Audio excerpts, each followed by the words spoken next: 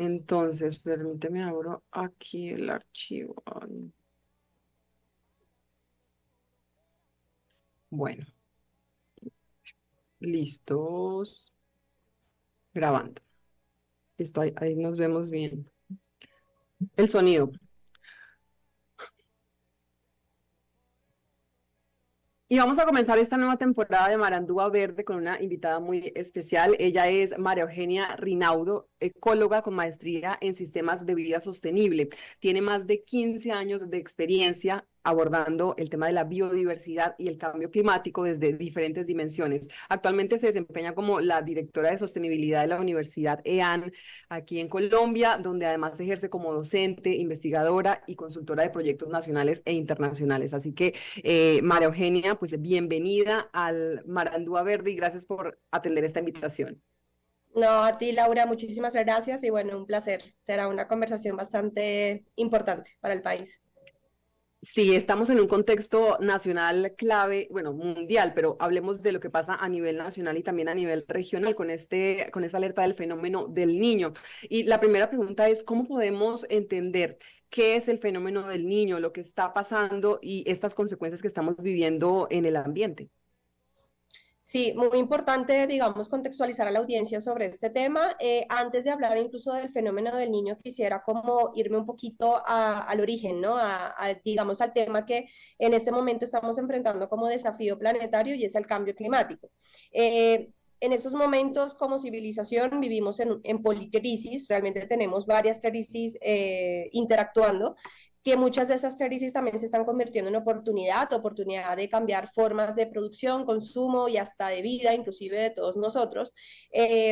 Pero, digamos, parte de estas crisis del mundo contemporáneo está, por supuesto, el aumento de las temperaturas anclado al cambio climático, la pérdida de biodiversidad. Una de cada 8 especies en el mundo está en peligro de extinción y esto es algo bastante grave porque estamos perdiendo la trama de la vida que conecta las especies con los ecosistemas, etcétera. Obviamente también incluso estamos viviendo lamentablemente tensiones geopolíticas a nivel mundial que de alguna u otra manera también interfieren sobre los objetivos de sostenibilidad. Es decir, estamos viviendo en estos momentos una serie de crisis que, como decía, se pueden en su mayoría está la necesidad de transitarlas o de convertirlas en oportunidad. Oportunidad para repensarnos la manera en la cual estamos actuando sobre el planeta. Cambio climático antropogénico es un fenómeno que científicamente ya está comprobado, es decir, digamos que estamos viviendo y experimentando los efectos de un cambio climático antropogénico producido por las actividades humanas. Y obviamente esto a su vez trae una serie de desafíos planetarios que muchas veces incluso se convierten en desafíos locales, porque lo que sucede, por ejemplo, en el Guaviare no es lo mismo a lo que sucede en Bogotá y mucho menos si lo comparamos a nivel internacional con otros países y demás. Y a todo esto, digamos, hay un efecto que también, o un fenómeno que también se articula a cambio climático, que es la vulnerabilidad climática. Y cuando nosotros enfrentamos la vulnerabilidad climática, nos afrontamos o enfrentamos a dos, digamos, como frentes.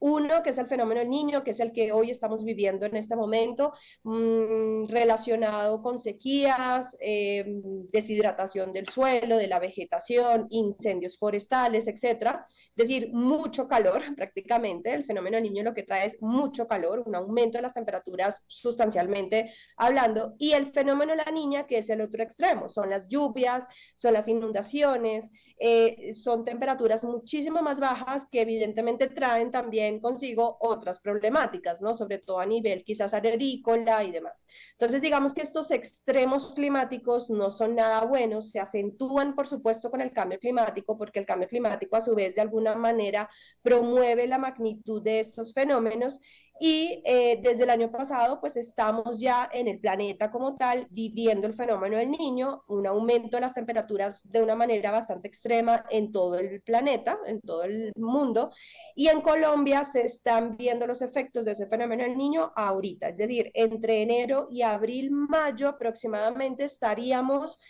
lamentablemente pues afrontando esta situación del fenómeno del niño y todo lo que esto conlleva pues evidentemente bajo otras dimensiones. Este cambio climático y lo que de cierta manera años atrás nos venían advirtiendo ya está acá. Lo interpretamos así y parte de eso también son las alertas que se han emitido desde entidades como organizaciones como la NASA, que ha dicho que el año pasado, el 2023, fue el año más caliente y vamos como en un ritmo acelerado en este cambio climático. Estamos a tiempo desde ese análisis de sostenibilidad y pensando a futuro, estamos a tiempo de corregir nuestras prácticas y todo esto que estabas mencionando. Pues mira, yo desde un punto de vista personal siempre trato de ser muy optimista con esto porque pues el otro, digamos, la otra decisión es simplemente, como dicen en Colombia, apagar e irnos, ¿no? Entonces, realmente yo sí creo que estamos a tiempo, entre comillas, de no corregir la situación, pero sí quizás construir resiliencia para que nosotros como sistemas humanos y los sistemas ecológicos, es decir, las especies, los ecosistemas, sean más fuertes o seamos más fuertes para afrontar estos eventos extremos y estos efectos derivados por el cambio climático. De acuerdo también a la ciencia, el mismo panel intergubernamental de cambio climático nos decía hace poco que la temperatura media planetaria había ya aumentado 1.1 grados centígrados. Si recordamos lo que la misma Convención Marco de Naciones Unidas frente al cambio climático nos decía en el Acuerdo de París, la temperatura no podía aumentar 1.5, es decir, teníamos que evitar el aumento de 1.5 grados centígrados en todo el planeta, porque eso desencadenaría muchísimos efectos que de verdad se pueden volver muy peligrosos para la humanidad en términos de aumento de los océanos, aumento del nivel del mar, por supuesto estos eventos extremos, sequías e inundaciones por un lado, pérdida de seguridad alimentaria, pérdida de seguridad hídrica, es decir, muchos otros factores, es como un efecto cascada, ¿no? Que se van, digamos, como uniendo varios factores y varios desafíos que obviamente van a afectar, por supuesto, los medios de vida y los sistemas de vida de las personas como tal. Si nosotros es muy difícil realmente parar o simplemente tocar un botón, un switch on-off y prender o apagar estas acciones que podamos realizar en materia de sostenibilidad por la acción climática. Pero ya tenemos en nuestras manos mucha tecnología, mucha innovación, muchas soluciones que están andando precisamente para, como digo, no revertir la crisis climática, pero sí prepararnos y ser más resiliente a ella. Y en medio de esas ecosistemas claves que se han identificado en el mundo, la Amazonía digamos, se ha destacado. ¿Por qué es importante? ¿Cómo podemos entender por qué es clave cuidar esta región amazónica? Pues en primer lugar, destaco, todos los ecosistemas son claves, porque todos los Sí. ecosistemas en el mundo cumplen una función ecosistémica precisa. Todos de alguna u otra manera promueven seguridad alimentaria, seguridad hídrica, servicios ecosistémicos, inclusive de los cuales también muchos de nosotros como seres humanos dependemos. Entonces, todos los ecosistemas son claves, pero la Amazonía es obviamente un ecosistema estratégico, no solamente en términos, digamos, de biodiversidad, por supuesto, en términos de patrimonio cultural. Recordemos que acá las sabidurías y prácticas ancestrales y locales de los pueblos indígenas son fundamentales, sino que también la Amazonía, por diferentes estudios que se ha hecho en los últimos años, pues se ha determinado que la Amazonía cumple un papel de regulador climático, es decir, que la cantidad de vegetación y la, digamos, característica de los suelos de la Amazonía promueve, digamos, como una especie de termorregulación del clima. Entonces, hace que la temperatura no aumente tanto. Y obviamente, si nosotros destruimos la Amazonía, pues esta termorregulación climática pues se pierde y por ende también las temperaturas empiezan a aumentar, trayendo efectos negativos no solamente para el ecosistema, sino también para la conectividad de ese ecosistema con otros ecosistemas del país, de Colombia, pero también de otros países, porque recordemos que la Amazonía es un ecosistema compartido con otros países también de la región. Claro, y es una gran y una amplia extensión de esta región que definitivamente hay que cuidarla. María Eugenia, eres la directora de sostenibilidad de la Universidad EAN. ¿Cómo podemos entender en términos ambientales esa palabra? ¿Qué significa sostenibilidad en este mundo, en el planeta, en este momento y para Colombia? Claro, es una pregunta muy importante porque hablamos mucho de sostenibilidad y a veces no tenemos claro qué es, ¿no? En el año 1987 surge por primera vez la definición de desarrollo sostenible, que es lo mismo a sostenibilidad, sustentabilidad o desarrollo sustentable. Realmente son diferentes traducciones del inglés al español que se han dado, pero digamos, en la profundidad significan lo mismo.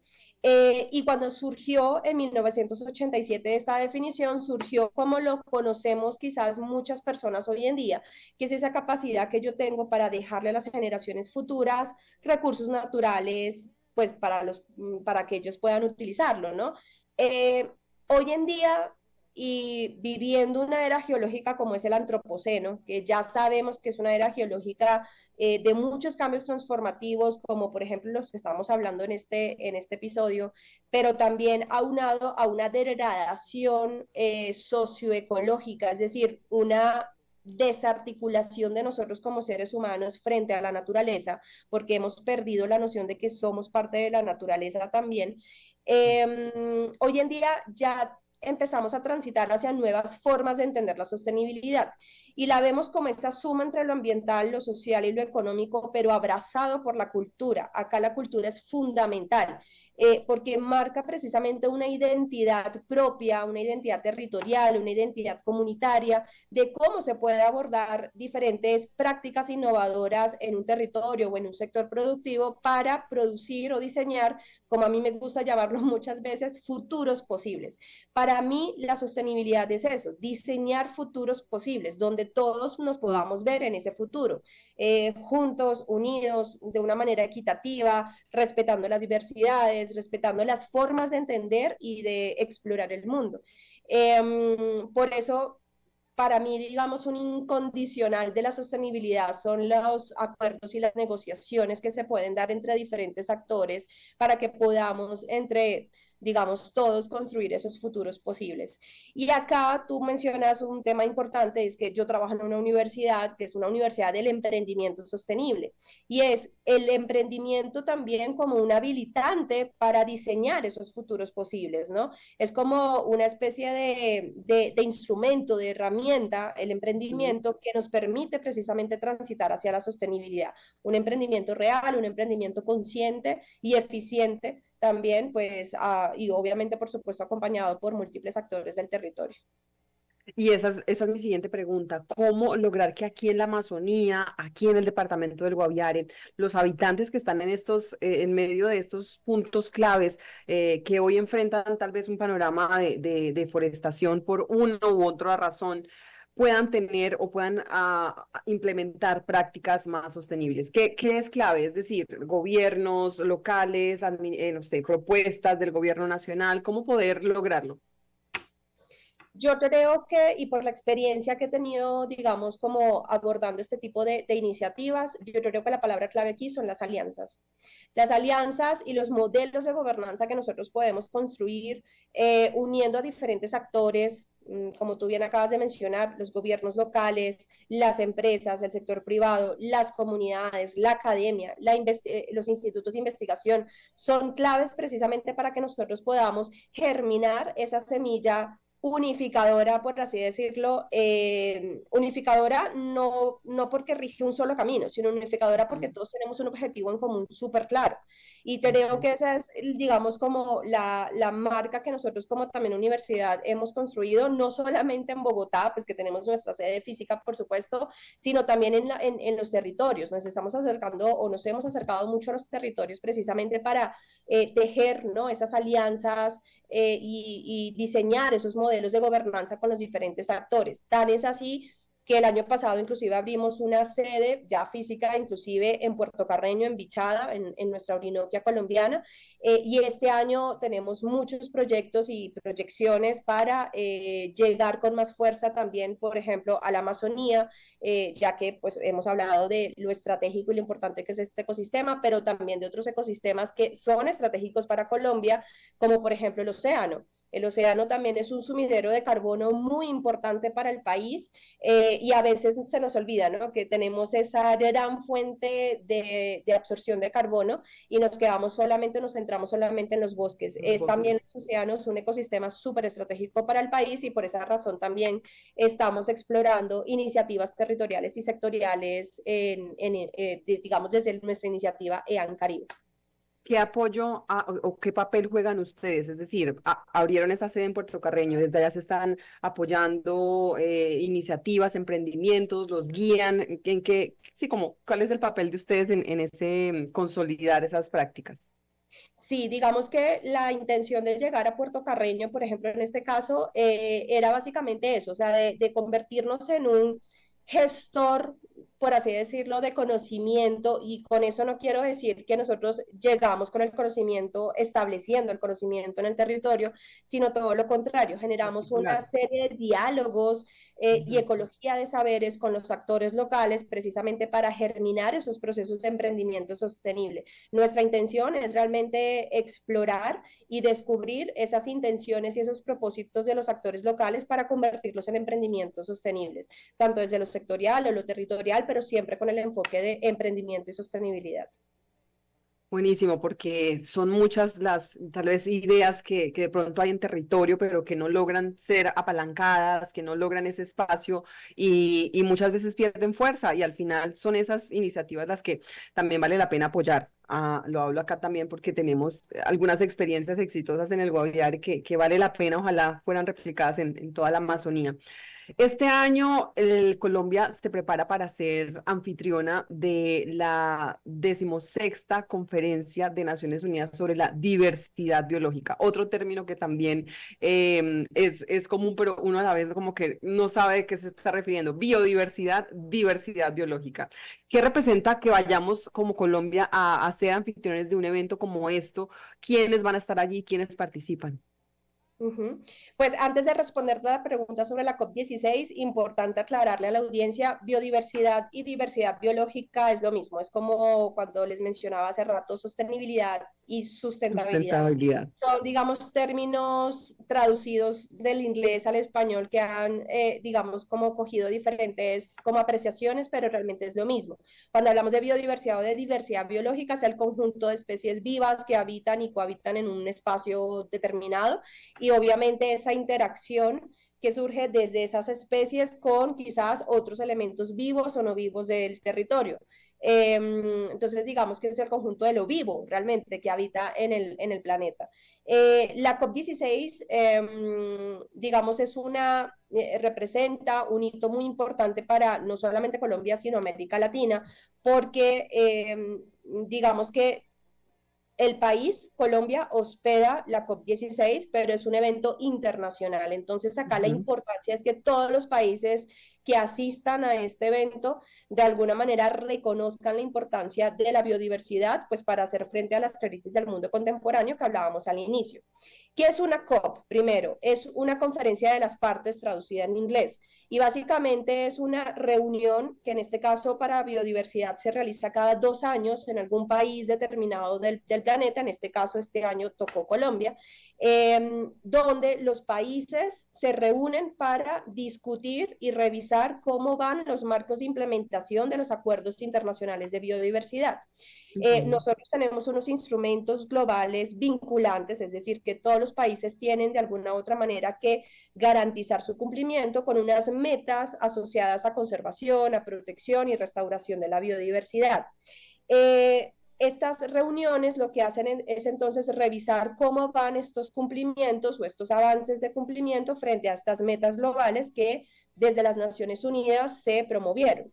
Este año la importancia es precisamente revisar cómo están los indicadores y esas metas, no solamente para Colombia, sino para todo el mundo y ver qué estrategias también se pueden tomar con tiempo, pues para acelerar, por así decirlo, el cumplimiento de estas metas. Más sabiendo que, como decía anteriormente, la crisis en cuanto a la biodiversidad, pues va en aumento. Una de cada 8 especies está en peligro de extinción y ya sabemos que también frente a desafíos como el cambio climático o el cambio en el uso del suelo y de la tierra, pues afectan sustancialmente o transforman sustancialmente la biodiversidad. Entonces, bajo este paradigma o bajo este contexto, la COP16 tiene el reto de revisar estos avances, de formular quizás nuevas propuestas y, repito, no solamente para Colombia, sino para todo el mundo. ¿Quiénes Hay algo participan? importante, sí, hay Sí, algo importante y es, digamos que estas cumbres normalmente participan delegados de los países, es decir, sí. Ministerio de Relaciones Exteriores, Ministerios de Ambiente, pero también institutos de investigación, empresas, sectores productivos, es decir, organizaciones territoriales, líderes comunitarios, es decir, realmente son eventos que están abiertos en general al público, pero digamos el acceso quizás a estos eventos es un poco restringido porque se requieren de unas acreditaciones y una serie, digamos, de entradas, por así decirlo, que no Sí, hay que, pases digamos, para... pagar, pero digamos que sí se requieren esas acreditaciones para ingresar. Sin embargo, por lo que hemos visto inclusive de otras, de las COP anteriores, pues son, digamos, espacios de acceso público y seguramente en Colombia este año pues tendremos, digamos, esa posibilidad de que mucha gente participe. ¿Para cuándo está prevista esa cumbre? La COP16 está prevista del 21 de octubre al 1 de noviembre de este año, del 2024. Digamos que ya los temas más como operativos que definen la COP16, es decir, lugar donde se realiza, etcétera, Sí. ya eso nos tocará esperar un poco a lo que diga como tal el gobierno junto con Naciones Unidas, pero ya por ahí hay algunos quizás sitios predilectos donde se podría realizar la COP16 este año, siempre en Colombia, pero pues ya hay algunos sitios específicos donde se pueda realizar. Muy bien, María Eugenia, pues la pregunta que concluye de cierta manera este espacio es justamente cómo podemos tener un mundo más sostenible, cómo podemos nosotros aquí, desde la Amazonía, desde el Guaviare, aportar a esa sostenibilidad en nuestro planeta. Desde el Guaviare yo le sugeriría pues simplemente seguir cultivando esa identidad, porque creo que eso los hace únicos realmente. Seguir cultivando esa identidad por el territorio, esa identidad por la sostenibilidad, reconocer que la biodiversidad es una fuente no solamente para los medios de vida y de subsistencia de las personas, sino también una fuente de oportunidades, porque como decía anteriormente, por ejemplo, muchos emprendimientos surgen de la biodiversidad. De hecho, prácticamente me atrevería a decir que prácticamente todos los emprendimientos de alguna u otra manera surgen de la biodiversidad, porque surgen de algún servicio ecosistémico, surgen de algún relacionamiento con el territorio que los hace ser únicos. Entonces, esa apropiación social con la biodiversidad es fundamental. Y promover las alianzas y promover estos modelos de gobernanza entre múltiples actores donde jueguen un papel fundamental pues en pro de la biodiversidad.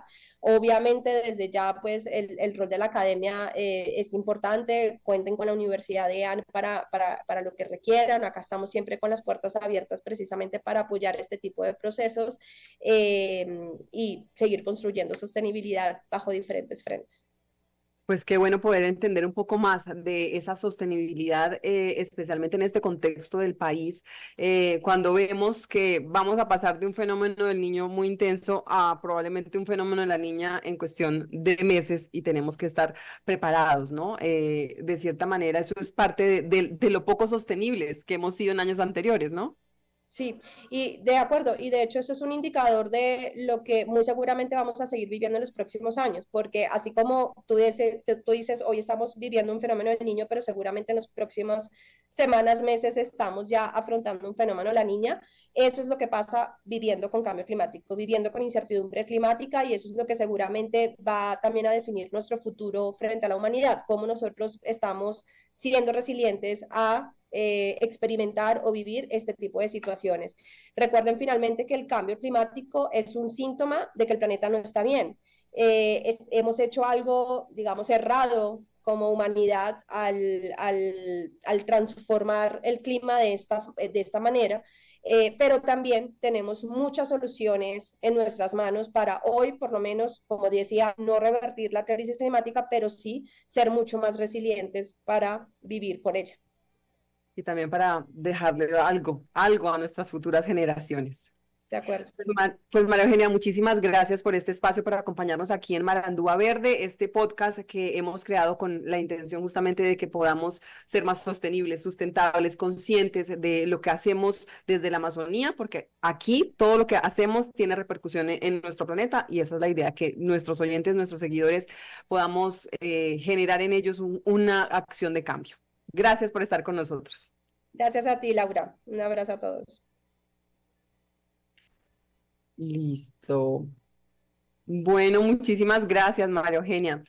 No sé si de pronto me puedas regalar una fotico tuya para la imagen del podcast, Claro, claro que sí, yo te la envío. si te queda bien. Y bueno, cuando ya esté publicado, te lo compartimos. Yo creo que sale mañana o el sábado. Perfecto, no de una. Y si quieres me pasas también como los canales de redes sociales que tengan Claro. para, para pues hacer como la mención y también pasárselo a la universidad para que desde la universidad lo puedan mencionar y todo. Ah, buenísimo, claro que sí. Igual que tú me los pasaste, ahí los tenemos pendientes Sí, para poder etiquetarte. listo. Listo, mil gracias. Mira, Pero once y no cincuenta a y cuatro ustedes. apenas. Súper, no, mil gracias. Que estés muy bien, feliz Gracias, día. saludos, chao, que estés Chao, bien, chao, gracias. chao. Mm.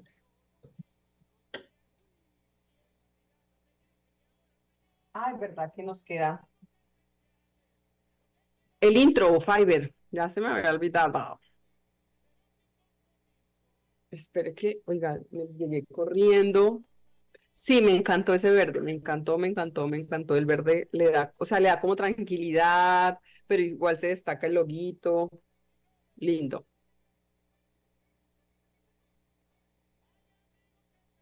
Esto fue lo que no alcancé a hacer, qué embarrada. Pero bueno, nada que hacer. ¡Ay! 10 minutos. Hagámoslo.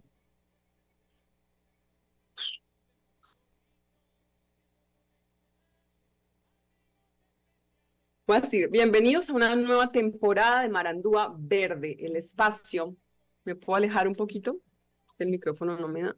Ahí, ahí. Confírmeme si por ahí. Hola Laura, buenos días, ¿cómo amaneció? Cuénteme Laura. Tengo para el día de hoy, Laura, ya le voy a decir qué horario usted. Laura, tengo 3 y 4 de la tarde para el día de hoy.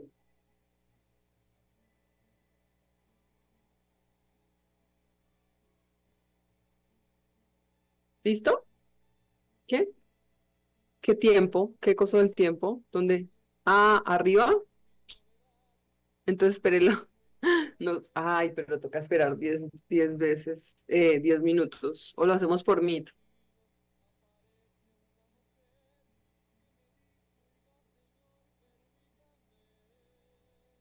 ¿Se cambia mucho la calidad?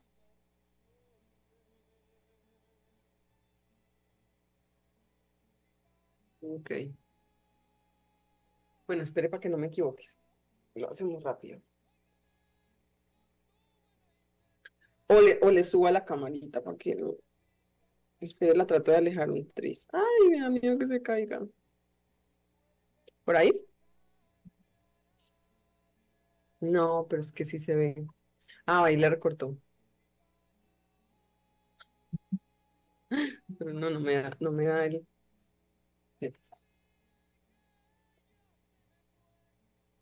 Ahí. Listo. ¿Sí? Hagámosle. Va a sonar el intro de Marandúa Verde en la edición, y yo comienzo a saludar desde ahí. Y luego empato con el saludo que le di a ella. Y en este primer episodio, ¿sí? Listo. Bienvenidos a una nueva temporada de Marandúa Verde, el espacio donde hablamos de las noticias, hechos, personajes, historias que nos inspiran a cuidar nuestra Amazonía. Hoy emitiendo desde San José del Guaviare, la capital de la esperanza colombiana. Marandúa siempre comprometidos con el cuidado de nuestra naturaleza y por eso vamos a este año a apostarle a este nuevo medio de comunicación, este nuevo formato. Y por eso este año vamos a apostarle a este nuevo formato. Y por eso este año vamos a apostarle a este formato de video podcast. Ustedes van a poder ver estos episodios en nuestro canal de YouTube, Marandúa Estéreo 100.7 FM, y también van a poder escucharlos en las diferentes plataformas digitales y de streaming con el podcast Marandúa Verde. No olvides seguirnos en las redes sociales. Estamos en Facebook, en Instagram como Marandúa Estéreo Guaviare, y también estamos en TikTok. Queremos, queremos estar más cerca de todos.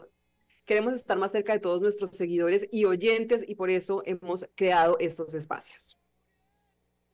Listo, y ahí le empacatamos el otro y entonces voy a hacer la salida.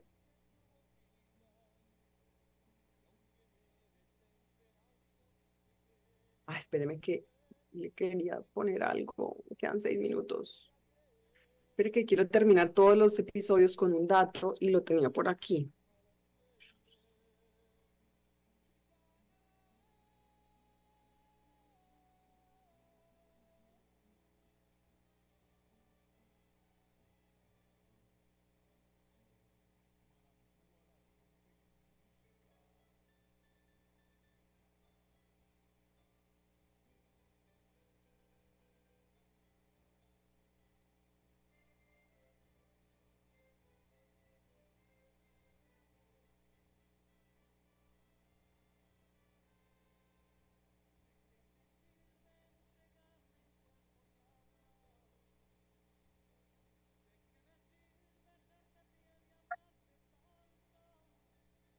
Listo. Las temperaturas estuvieron por encima de 1.2 grados Celsius, las temperaturas globales. Y para finalizar este podcast, los dejo con un dato. El año anterior, la NASA, en un análisis, confirmó que el 2023 fue el año más caluroso. Las temperaturas globales estuvieron. Y los dejo con un dato importante y clave para que no lo olvidemos. En el 2023, no es del 2023 la NASA. Y los dejo con un dato muy importante para cerrar este primer episodio. La NASA, en un análisis de las temperaturas globales del año anterior, declaró el 2023 como un año más caluroso. Fueron 1.2 grados Celsius, 2.1 grados Fahrenheit, que se tuvieron por encima de lo que normalmente se venían registrando en las temperaturas globales. Esto quiere decir que aumenta la temperatura en todo el planeta, y esto por encima de ese promedio que se había tenido de referencia de la NASA de 1951 a 1980. Esto lo informaron los científicos del Instituto Goddard de Investigaciones Espaciales de la NASA en Nueva York. Entonces hay que tener mucho cuidado con lo que pasa en nuestro planeta y seguir informados, porque cada una de nuestras acciones, así sea aquí desde el departamento del Guaviare, tiene una repercusión en nuestro ambiente. Nos escuchamos el próximo episodio. No olvides seguirnos en nuestras redes sociales y, por supuesto, en los 100.7 FM, la radio tradicional FM aquí en San José del Guaviare y en todo el territorio guaviarense. Hasta la próxima. Listo. Entonces, intro de Marandúa Verde en audio y video. Si tenemos video de eso, creo que sí, yo se lo he puesto. Bueno, no sé. El loguito girando o algo teníamos, ¿cierto? Bueno, loguito, intro de Marandúa Verde en la voz de Omar. Saludo yo, entrevista con la invitada y este cierre. Y cerramos la salida al final del audio de Omar. Sí, entonces necesitamos versión video y versión audio. Bravo. No sé por qué salió eso. Listo, Fiverr. Espera que no lo estoy leyendo. Gracias. Hablamos. Quedó chévere el fondo. Chao, gracias.